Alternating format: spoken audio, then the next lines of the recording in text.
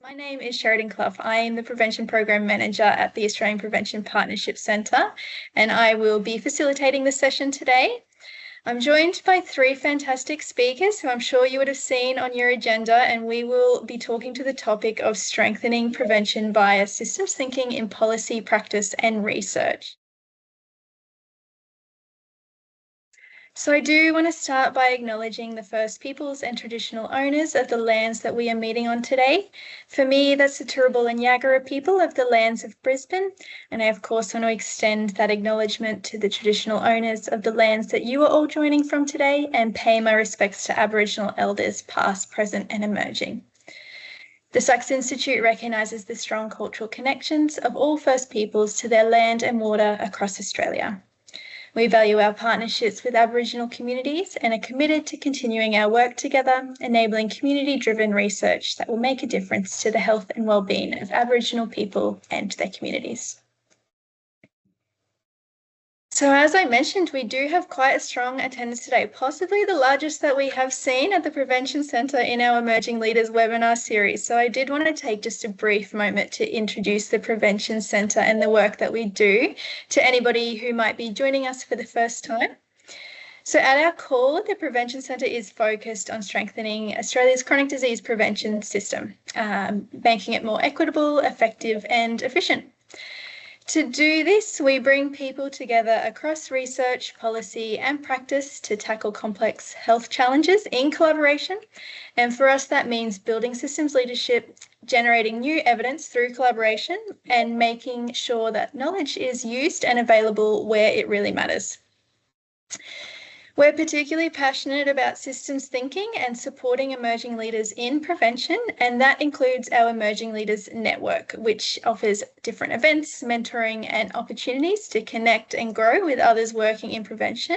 And that, of course, is why we are all here today. So today's webinar is part of delivery of the Emerging Leaders Network initiative, and we're really excited that you've taken the time to come along today.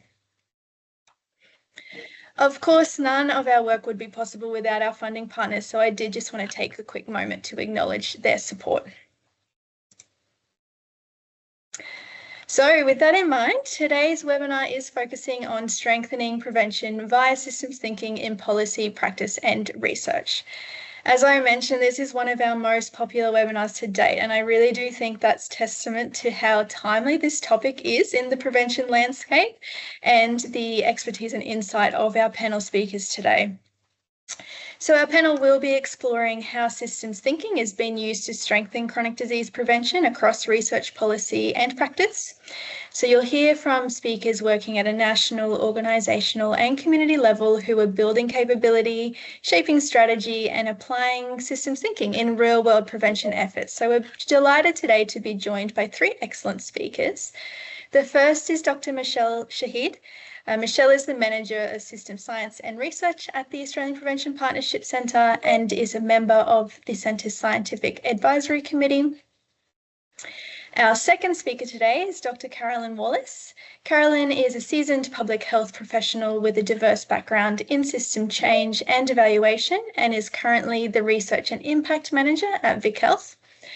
Carolyn's work exemplifies the critical intersection of systems change and evaluation, making her a leading voice in the quest for equitable health solutions. And finally, we have Dr. Tiana Felmingham. Tiana is a public health and systems thinking lecturer, research and consultant. Tiana has been working alongside communities and organisations as a prevention practitioner in Australia and the Pacific region for over 25 years. Tiana has almost completed her PhD with a focus on uncovering how we understand success of systems thinking in community-led change. So as you can see, there is a great deal of expertise in our panel today, and I know we're very excited to learn from them all. So each of our speakers will share their insights and experiences, and there'll be time for a bit of Q&A at the end of the session. So please do hold your questions until the end or pop them in the chat as they come up, and we'll make sure that we filter through those and can dive back into them with the panel a little later on. So with that all said, without further ado, I'd like to introduce our first speaker, Mishel. Thank you, Sheridan, for that lovely introduction. So as Sheridan was just telling you in her introduction, that at the Prevention Center, we really champion systems approaches in order to fulfill our mission and to build that capability in the prevention workforce across Australia. But what exactly is systems thinking, or what do we mean by it? Well, at the center, we define this as a way to make sense of the complex system that gives attention to exploring the interrelated parts, boundaries, and perspectives within that system. So examples of this could be your prevention system, the healthcare system, or educational systems.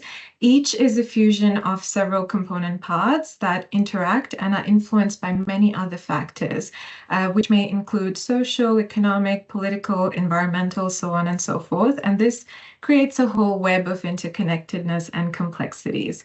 Now, what systems thinkers are able to do is by developing that mindset of having a holistic view of the system, being mindful of emerging properties within the system and these connections as well, they're able to shift or recombine parts within the system that offer improved outcomes and better solutions to complex problems.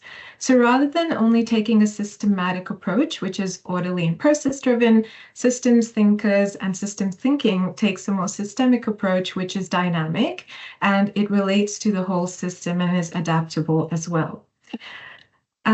If you're interested in discovering additional resources online and finding out more about the Prevention Center systems thinking approach, as well as different tools and resources, and seeing these approaches in action, please do visit our dedicated systems thinking page on the Prevention Center website. I won't have time to delve into these today, but what I will be talking to you about are the efforts that the Prevention Center has been making for systems thinking capability building over the last couple of months.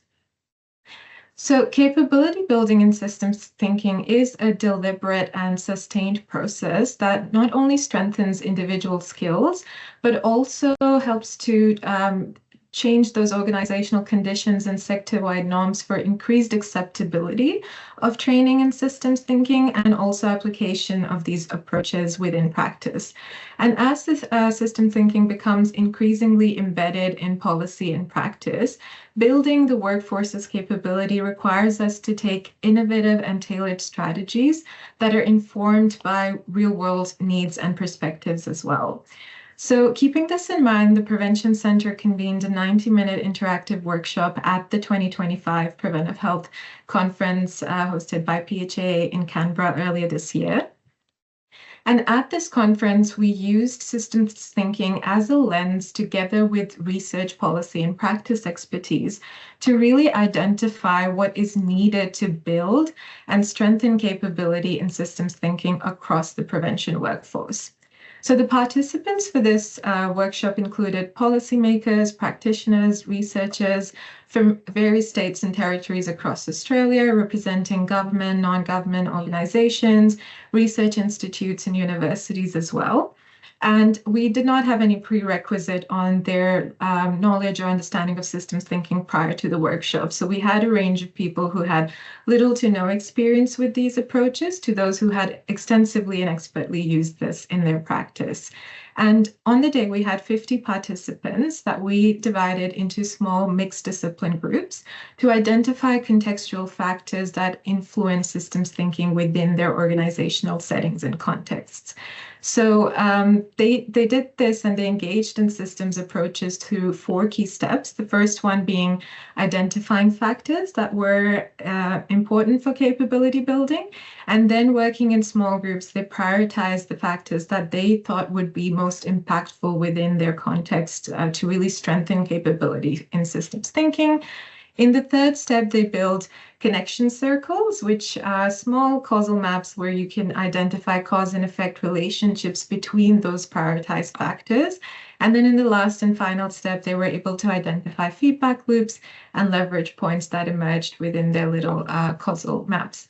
So this was expertly facilitated digitally as well by a lead facilitator who most of you would have heard of, Professor Stephen Allender from Deakin University's Institute for Health Transformation, using the sticky software developed by researchers at Deakin.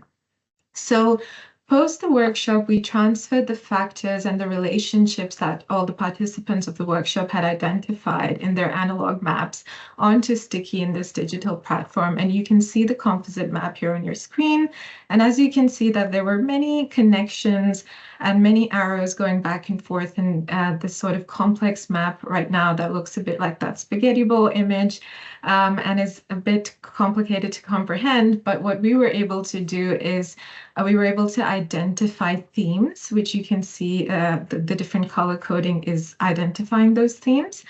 And in this composite map, we were able to identify 6 major themes based on the relationships between the factors that were included in the map.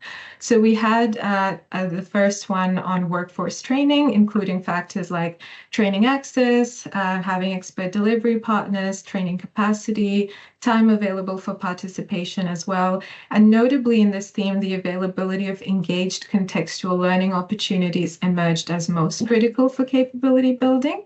We also had a theme on strategic partnership, which identified collaboration, trust, and shared goals as essential enablers.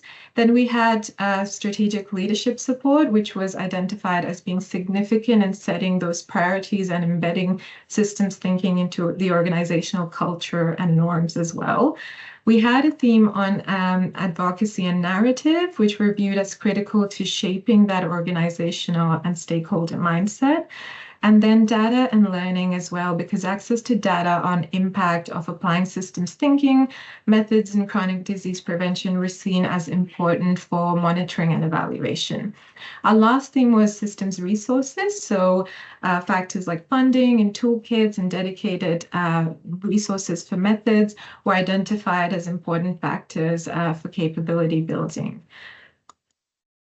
Now, I won't get into too much detail on the feedback loops that we identified. There were many that came out from this activity. And what feedback loops really are is that they show the connections and all the interconnectedness between different factors within that composite map. And in our case, we saw a lot of reinforcing feedback loops that basically highlights that there are positive relationships present and they act to amplify or increase change in a positive direction. So in our case, create more capability for systems thinking if we act within these feedback loops or mechanisms. So the first one here that I'll share with you as an example is on advocates and champions of change, going towards storytelling and sharing success stories. So what this really shows is that advocates and champions use compelling success stories to generate that support and momentum for systems thinking approaches. And then these stories inspire and attract new champions, really reinforcing that advocacy base. So this comes out as a positive communication-based reinforcing loop that helps to fuel that cultural change and shared motivation and plays a crucial role in creating visibility and a normative shift in the value of systems thinking in chronic disease prevention. And just briefly, the second loop illustrates that if we have agreed frameworks of prevention, that this really builds trust and increases collaboration amongst different partners within the prevention sector. And this results in stronger partnerships, leading to more strong and agreed frameworks for prevention of chronic disease. So this is a more collaboration and partnership-based feedback loop that we have that really identifies that need for working across sectors to increase capability as well. We also saw certain leverage points emerge from this composite map, and these leverage points are really areas where smaller actions could lead to bigger impacts due to that web of causation identified from them and the fact that they have ripple effects across many areas within that system. So over here, you can again see advocates and champions, supportive leadership, funding, and engaged in contextual learning. And if we act on these areas as priority, we will have a greater impact for increasing capabilities across the prevention workforce for systems thinking particularly. Now, we also need to keep in mind that disruption in any one of these areas, example, lack of funding or a weak leadership support, could also break multiple loops and have that negative ripple effects to decrease those capabilities. So if we want to make any efforts for capability building, they would be more sustainable and successful if we tackle these areas, as they would continue to feed back into each other and amplify that change over time. All right, so what we're doing now is that we're using the learnings from this participatory workshop process to develop the Prevention Centre's capability building strategy. And the objectives, sub-objectives, actions that we develop in this strategy will reflect those learnings as well. So I'm just sharing a few draft objectives with you today, with the first one being strengthening the workforce's capability in systems thinking, which is very apparent and the main goal. And this will be done through building foundational knowledge and awareness, growing applied skills through contextual learning, and also inspiring engagement through stories and advocates as well. The second step is to encourage embedding systems thinking in prevention organizations by normalizing systems thinking in strategic and operational planning and supporting institutional learning infrastructure. And then enabling sector-wide leadership and collaboration by developing or enhancing leadership capabilities in systems thinking and fostering cross-sector networks and partnerships as well.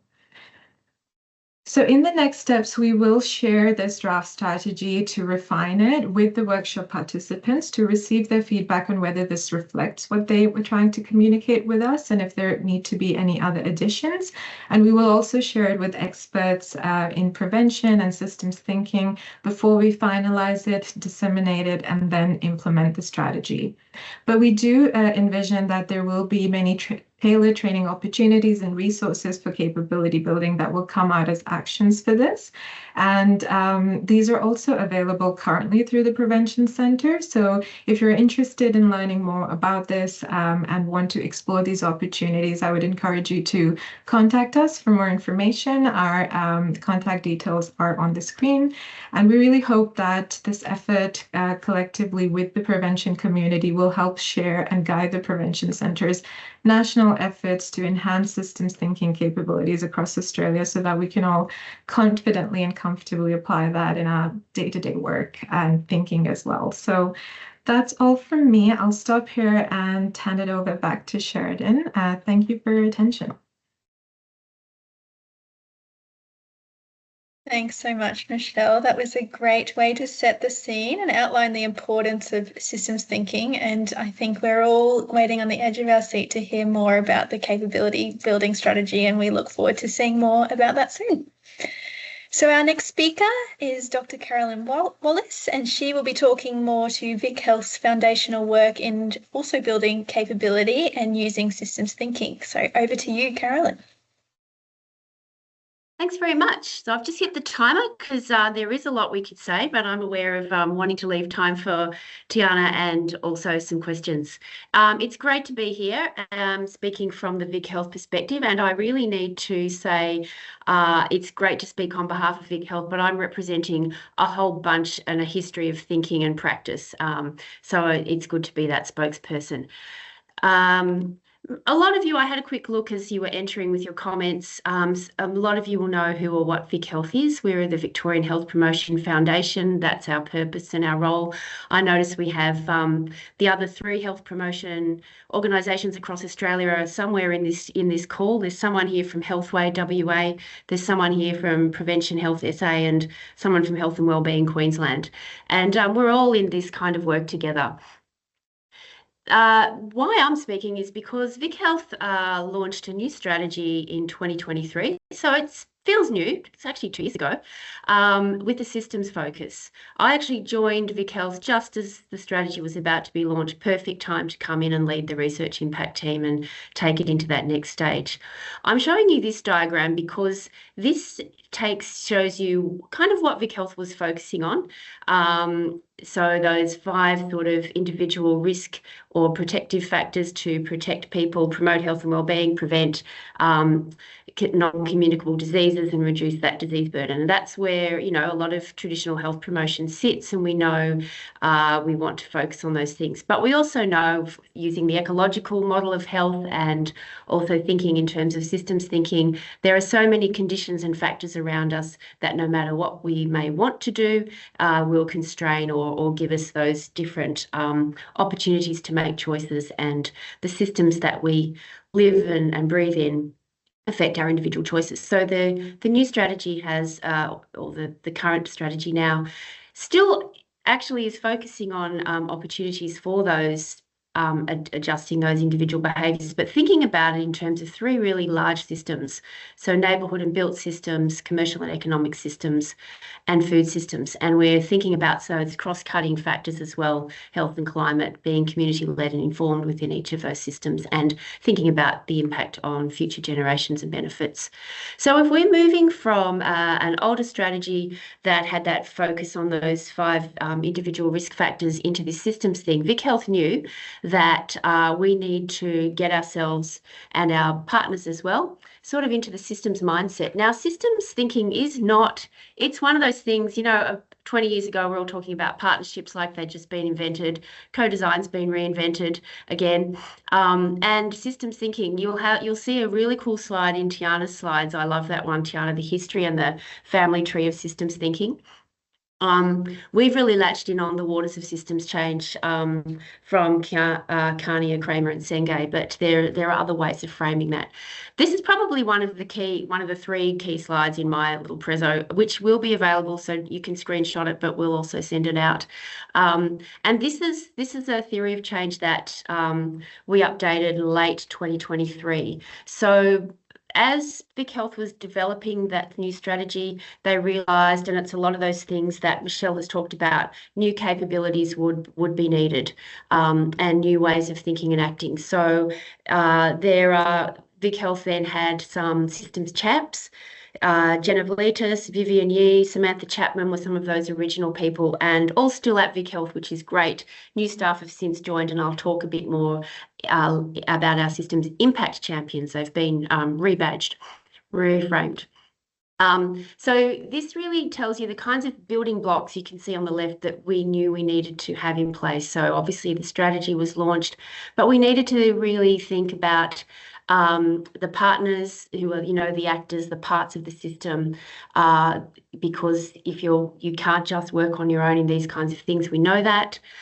We need that staff capability, and we need to really think about our own resources and processes as well, because again, as Mishel sort of pointed out, if you're moving from that sort of orderly process-driven A to B to C to D to get the outcomes. We still like to think that way, and this does look a bit like a program logic, I must admit. But, you know, we're thinking more about if we're working in a dynamic way where we're relating to the whole system, things are unpredictable, they're not linear, and they take time. It takes time to get set up, and you'll hear from Tiana, it takes time to make change, and we know that too. So obviously, it's useful for us, and this will help us track our own practice and development in how systemic are we really, and we can kind of measure and monitor some of these things. One of the early pieces VicHealth did as the strategy was being finalised was develop our own internal document on what it means to be a systems thinking and acting organisation, and identified those roles within the system. We are, because of the kind of organisation we are, have that opportunity to be a convener, a steward, and an investor. And you'll see here, if we do those things, then we are able to influence those conditions that hold systems in place, from those high level, above the line kinds of structural elements of systems, the policies, the practices, the resources, those more relational elements of systems, power that holds things, connections and relationships, and right down to that less visible, but certainly kind of holding it all in place, the transformative options for change, which is mindsets, sometimes called mental models as well. So we had the strategy. One of the things, so you can see from that previous slide, a bunch of things we had to do. One of the immediate things was, well, how do we know if we're doing this? How do we know what we're learning? How do we know what impact we're making? So we needed to develop a different kind of impact and evaluation framework. And so we really looked, in doing that, we thought a lot about our sort of spheres of influence. So down the bottom, and some of you have seen this and downloaded it, so bear with me, but it's the framework has obviously more information than this, but this is kind of like framework on a page, I suppose. So we'll continue and always do. We have VicHealth funded initiatives. Those are the grants for research, for community grants, for local partnerships, collective impact projects, all kinds of scales. And they will make a difference definitely for at local or whatever scale they are. But we're also really interested in how those things might be changing, not just the immediate outcomes for people, but the system around them more broadly, and even perhaps those bigger systems at state or national level as they relate to the neighbourhood and built system, the food system, or the commercial and economic system. So we're not only looking for, did the program do what it said, but how is it starting to are we seeing system shifts in policies and practices or resource flows, etc.? And of course, the big challenge is on this side, how do we track this stuff? So what are the tools and processes? That's not the topic of this presentation. I've just got a couple of examples at the end I can quickly skip you through of our initial tracking of system shifts through our impact logs, but that's a whole other conversation. So the impact and evaluation framework is a really critical companion piece to the strategy, because one thing sets out what's the situation, what do we want to do, why is this important, what are we going to do, and then the impact and eval says, well, how are we going to learn? We need to change, have systems ways of working. What are we learning about how we show up, about how our partners show up, and then and this is slow stuff, so we can always track who's got the money, where it's gone. These kinds of system shifts will not just pop out straight away as a long-term structural change, but there are some of those intermediate shifts that we can certainly be aware of and track. So some of the other work then so this is really, I guess, it's kind of good that I'm sandwiched between Mishel and Tiana, because what I'm talking about is just what an organisation of our size had to do and is still doing and will continue to do to be able to, flex our systems muscles and grow and learn. So one of the things that we kicked off with, so we had the strategy, we had the framework, we got an evaluation learning partner on board, Clear Horizon, working alongside my own research impact team, the organisation more broadly, and we ramped up the champs. So we made sure that we had a systems impact champion in all of our team, or at whatever levels appropriate, so they're embedded across the organisation, and they sort of form the backbone of our learning patterns and rhythms, and are a really key part of our work. They've had some extra systems training through our through Clear Horizon, but that's something that we need to now do as VicHealth. So back a few years ago, the whole organisation there were communities of practice and internal webinars and training, but people come and go, and one of the things we need to do is have in our learning management system an annual systems 101, have different levels of training for different roles within the organisation. So that is work that we are still kind of consolidating.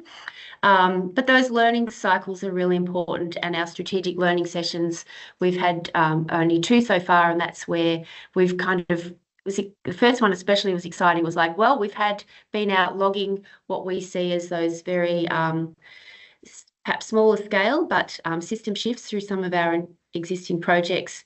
179 shifts you could go, and they were in 71 different change stories. So in each story we might have said, oh, there's a bit of a shift in power, there's been a shift here in connections and so forth.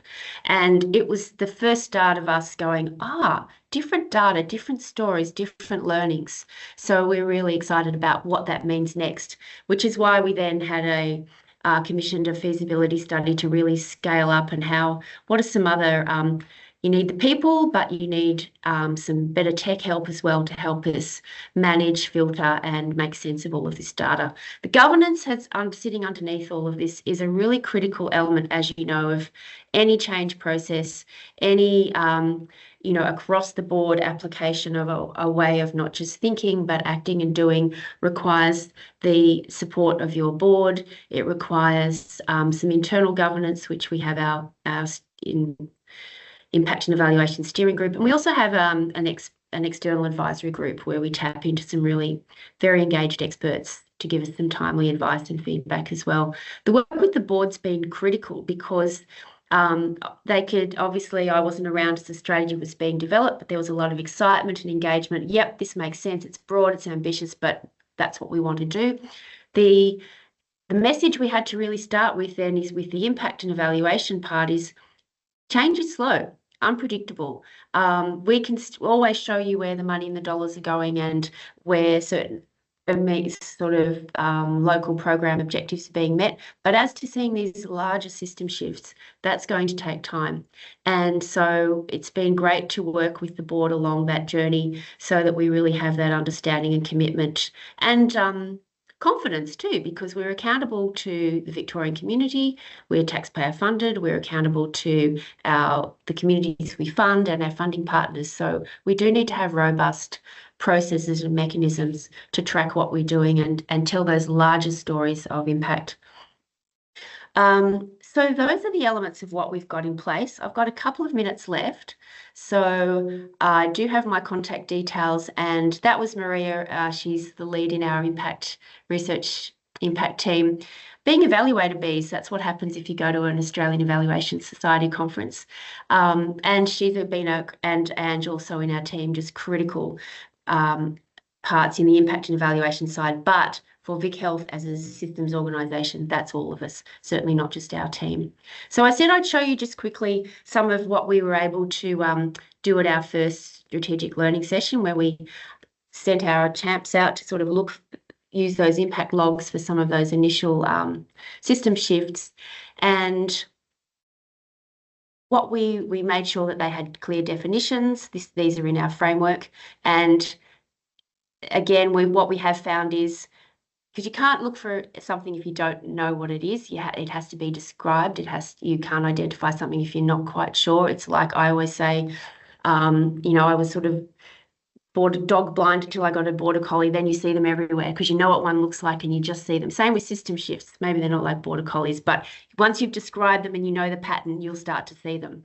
So, but we have found we still need more nuanced and more detail in this. We're definitely getting that feedback. We needed to be able to give people these quite simple narrative structures, and Clear Horizon helped us to frame these up. This is the kind of work they do as well. And so at our first session, we kind of had a whole bunch of different initiatives. We looked at which system that we were seeing the shifts in and which of our sort of 5 categories. And the big solid blue column down the middle is connections. And that's not surprising. They're the sort of earliest and most obvious things because you start to see shifts in connections, and then they'll start to nudge power. That will start to challenge resource flows, etc. So that's kind of where we've got to so far. And I'm really happy to chat with people and take questions later. I'm going to stop. Actually, I won't stop sharing because I think the next person just takes over. So I'll leave it at that. Thank you.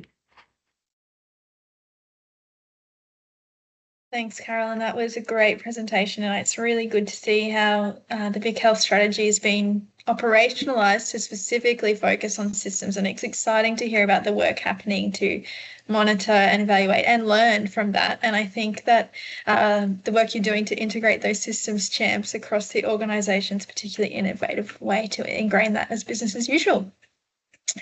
Okay, so last but not least, I'll welcome Dr. Tiana Felmingham to talk to her experiences using systems thinking approaches in practice, particularly in community-based systems. So thank you, Tiana. Thanks so much. Just want to double check that everybody can see my screen okay. It's not my notes page. Fantastic, thank you. Perfect, thank you. Great. So thank you so much for having me here today. I am actually really excited. I'm really excited to be here, but I'm actually also really excited because I can see that there are a lot of my old and new friends and colleagues on the call. So I just want to give a shout out to those people and especially the health promotion team at Gippsland Lakes. Hello to you all, and it's wonderful that you were able to make it today. So I guess just before I get started, just making sure that you can see the same screen that I am. I'd also like to acknowledge the traditional owners of the lands today. Deakin is based here in Victoria, but is spread across Wurundjeri, Bunurong and Wadawurrung lands. And I actually would also like to just take this moment to pause a little bit.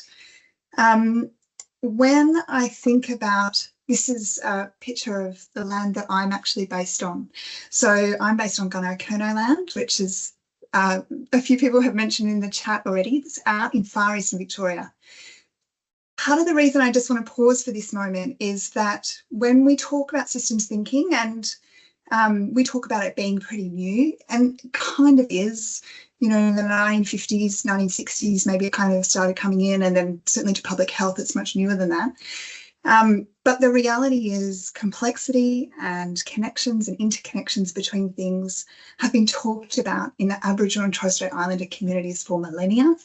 And so I guess I just want to pay attention to that and draw our attention to that, because it becomes important for lots of reasons, but particularly because Indigenous ways of knowing and being and doing all over the world are not acknowledged enough. So I want to make sure that we draw attention to that, knowing that, yes, we call it system thinking, but it's actually based on a whole heap of thinking that's happened well before this century. And I'd also like to mention that for me and the land that I'm on, there were huge traumas here, so massacres and murders, and that the land that I'm on was never ceded. And that's something that, you know, we process locally as well, knowing that I grew up here, I call this place my home, but I do that on the back of really terrible trauma. So I just wanted to acknowledge that as well. So we talked, Carolyn mentioned beautifully before, some of you may be familiar with this diagram already. So it was produced by Ray Ison. Some of you may already know Ray. This was published in 2008, so even in itself, you know, it's getting pretty old. But I guess I just share this to draw your attention to a couple of things. One in particular is there's lots and lots of ways of doing systems thinking. So in the prevention world and in the public health world, we probably draw on this right-hand side more than anything. But some of the practices that you will see here in Australia and New Zealand are really drawn from things like critical systems heuristics, systemic inquiry, social systems, soft operational systems. So there's lots and lots of different ways that we can do systems work. And some of you might have already come across that. So, and including different ways that we can document the connections that are happening, including rich pictures and other bits and pieces. So definitely if you're new to systems work, definitely take a look at this in some more detail. And even if you're experienced, take a look in some more detail, because it does become important to really think about where your systems practice is anchored. One of the other things I just want to mention, I've just talked about Indigenous knowledges. I would say almost 100% that this does not capture Indigenous knowledges. It's also a lot of the names that you'll see there, Sengay, Checkland, Jackson, Ulrich, are males.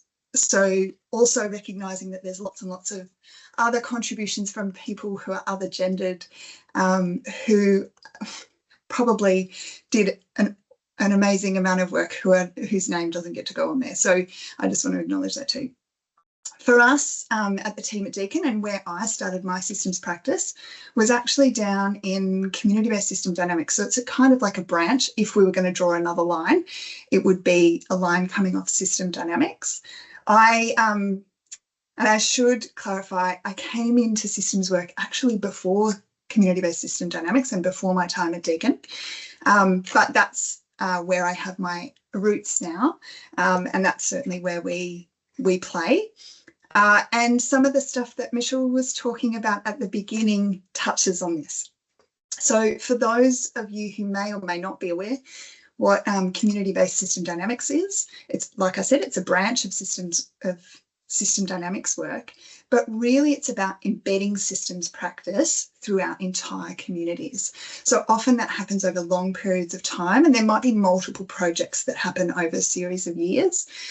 And it's about building capacity of the community themselves, but also facilitation by practitioners and policymakers and researchers in those communities as well, to start to really lead that systems work.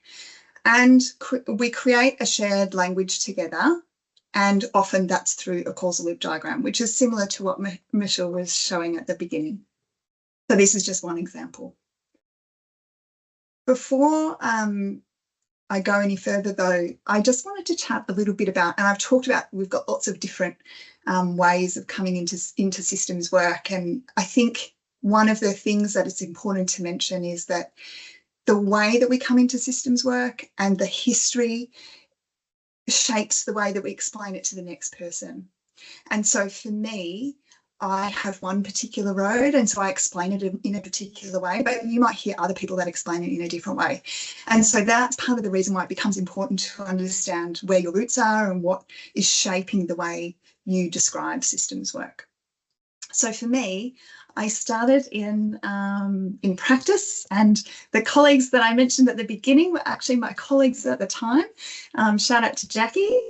So we were using systems, the community-based system dynamics approaches, we began using those in East Gippsland, and we started to see, over a couple of years, we started to see some changes happening. This would have been over 10 years ago, around 10 years ago. And we started asking questions. We were with a partnership group at the time, and different people were saying, hang on a sec, we can start to see something different here, but we can't quite put our finger on it. Something's changing, but we just don't know how to communicate what's happening.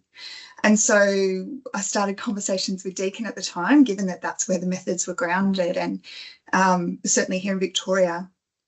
And before I knew it, one conversation led to the next, and I started a PhD at Deakin to try to understand that in a little bit more detail. Part of the reason that happened for me was I just felt like I was at the boundary of my practice. I'd been in health promotion for a long time.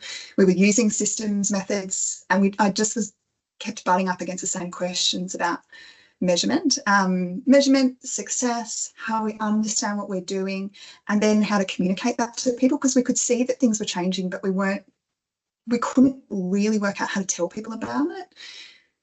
The other thing that we noticed was that the evaluation methods we'd been using in the past, so process, impact, outcome approaches that we'd all been trained in, also were just not cutting it. So they do to an extent, and sometimes I think we can still apply that lens to it, but sometimes it's actually sitting outside that. And so once we started to realise that, the more I kept asking questions about it, the more I thought, actually, I can't actually go back into practice and do what I was doing before without understanding this question more. And so then before I know it, I'm in Deakin, and now I'm a public health lecturer and also working in systems. My connection, though, back to communities is really important. I can't research and teach properly without connection to my practice. So I still work with organisations now because it's really important for me to be constantly moving between all of those three domains. So that's a little bit about me. I guess I mentioned that also as an opportunity to reflect on your own journey and thinking about how you have maybe got to where you are in your systems practice and systems learning. And also to know we're never really at the end. We're always learning. I'm always still learning as well. So I have just got a couple of quick slides that I'll touch on. I'm mindful of time and I want to make sure we've got time for questions. A couple of things that came out really clearly for me at the beginning was it wasn't just about what how do we measure this stuff? But actually our definitions of success needed to be looked at and examined. And so I guess using systems jargon, I want to raise a few assumptions here and just make sure that we're all on the same page. So thinking about change, and that it takes a really long time. So many of our funding arrangements are bound by political cycles, and a lot of the funding organisations, it's out of their hands as well. So we're sitting in 2 and 3 and 4 year funding cycles, and it makes it really difficult for us to actually document change over time when we're bound by these shorter term, speaking 2, 3, 4 years, these shorter term boundaries. So the first one is to acknowledge that change takes a really long time. And in the past, I know I've certainly had the experience as a practitioner, but I'm sure many of you in the room have too, where you're thinking, oh my gosh, how am I supposed to show a shift in, how am I supposed to show this outcome in 3 years? They're asking us to report an outcome measures. How can we possibly do that? So being able to acknowledge that it's going to take a really long time to begin with, but also thinking about it as change over time. So it's not necessarily was our effort successful or not successful, nor is it about the beginning or the end. So often people will have a project and then think, oh, we need to evaluate it and show that it's proven this thing. And so really starting to move away from that so that we can actually start to think about it through as a change over time. So we're getting closer to that shift, but it doesn't mean that we necessarily have to show a big shift in the outcome. Evaluation being complex in itself is something that is probably more recent in my own thinking. And part of the reason I want to highlight that here is I feel like there's often all of us are doing it, that we're coming back to, oh yes, but what is the outcome and how are we going to measure that? So really thinking about evaluation on its own as a complex systems approach. So understanding that evaluation is dynamic, it's moving all the time, it has lots of changing parts, and so being able to incorporate that into our designs. There's, I feel like over the years, and I'm sure many of you are aware of it, there's this difference between what funders are having to understandably report to Treasury on dollars. And so being able to hold that tension between reporting on how funds are used, in addition to being able to document change in communities over time. That is a real tension. I think it's been there for a very long time and it's almost been out of balance. But I think the more we can acknowledge it and keep talking about it, the better chance we have of coming up with some approaches that work for everybody.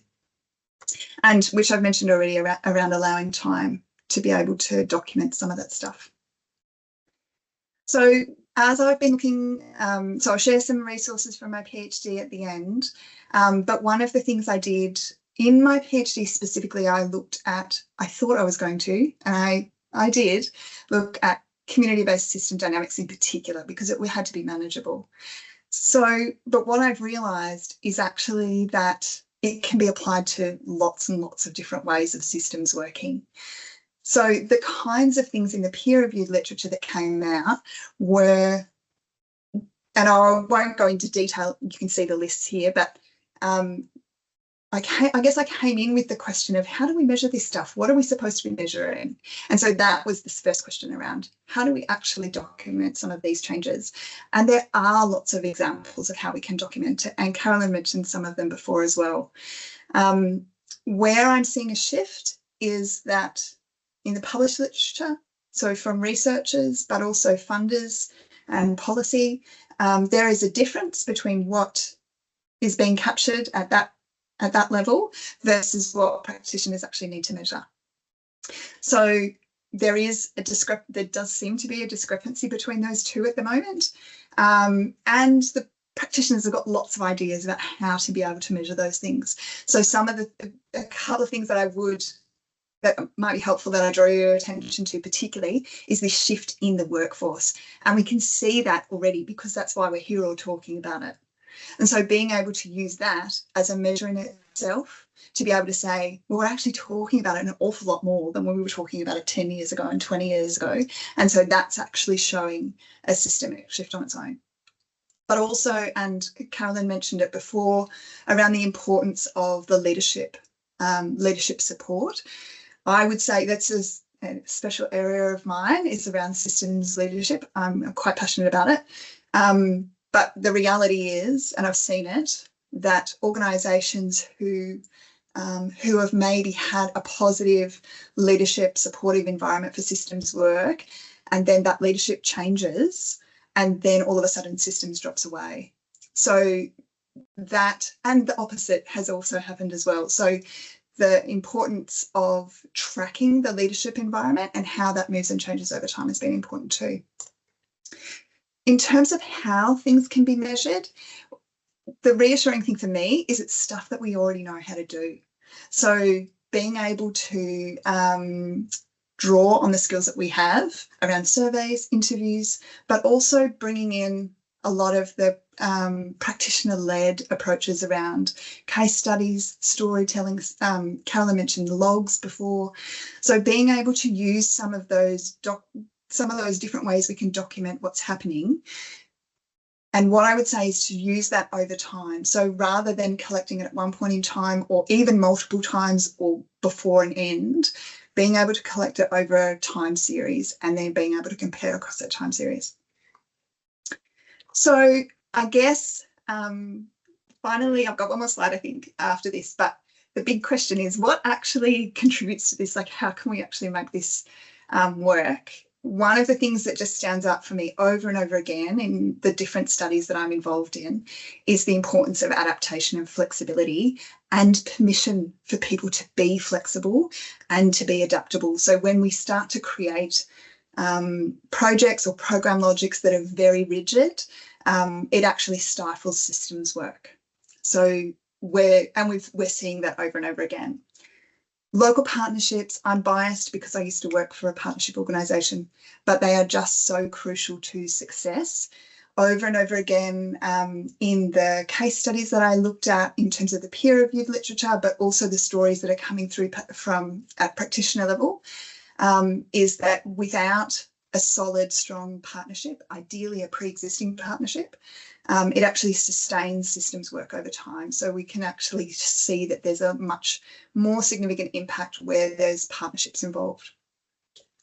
The trust between funders and organisations, that comes back to that flexibility and adaptation. So really making sure that there's, I guess, time to work on the relationships between those organisations. One of the things that I'll share in a minute, one of the papers that I published was actually around systems work in local government. And Carolyn, it was through the VLGP, actually, the Victorian Local Government Program Partnership. And one of the things that we saw was that when there were trusted relationships, the organisations actually felt supported to be able to adapt to whatever they needed without having to come and ask permission or anything. And it actually was more likely to meet the needs of their community. So I guess just finally wanted to share these couple of resources, but also to say, just to mention very quickly, we're excited to share that we're actually launching a graduate certificate of systems thinking. There's no comms about it at the moment because it is so new, but we're hoping to see the communication for that come out in July.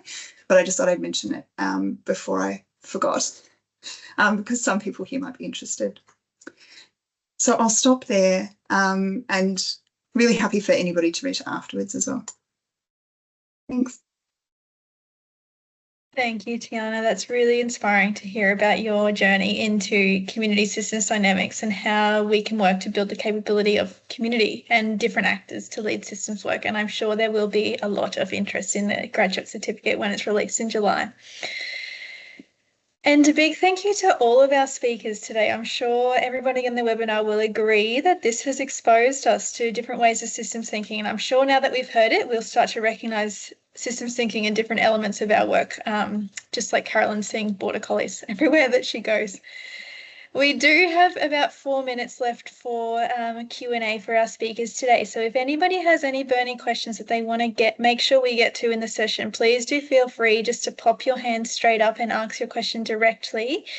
Otherwise, if you pop your question in the chat, we will make sure that we get to it. If not in the webinar today, we can make sure we respond to it when we send around the recording later on today.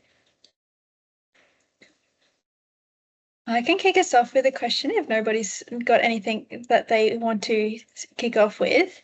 Something that I heard come up across all of the webinars or the presentations today is that systems change takes time, and measuring shifts in systems change takes time. And I think although we're at a stage as a network where we know we need to monitor systems change, at the same time, policymakers and practitioners are usually under pressure to deliver clear, actionable outcomes and measure their impact now. So how do you think as a panel we can navigate that tension between embracing the complexity of systems thinking, but also meeting that demand for more simple, practical solutions to meet the demand now?